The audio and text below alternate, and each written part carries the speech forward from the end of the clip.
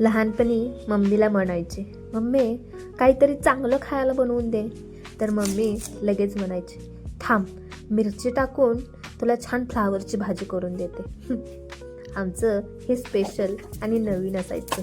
पण आता काहीतरी नवीन मागितलं की लोक बाहेर जातात, बाहेर रेस्टॉरंटचे जेवण खायला जातात. पण आधीच्या काळात आमच्या मम्मी आमच्यासाठी काहीतरी बनवून द्यायची आणि तिच्या हाताची चव म्हटलं नंतर खूपच छान वाटायची.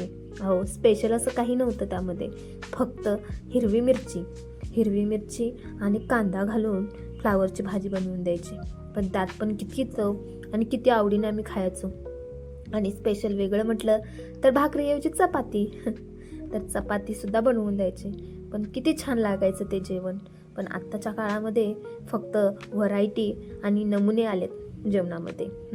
आणि मम्मीला म्हटलं की मम्मी जेवण काहीतरी बनवून दे, तर मम्मी लगेच बाहेर रेस्टॉरंटला मुलांना नेते. पण तुम्हीच सांगा मंडळी, जर बाहेरचं तेलकट कशाही तेलामध्ये बनवलेलं खाल्लं तर तब्येतही बिघडणार.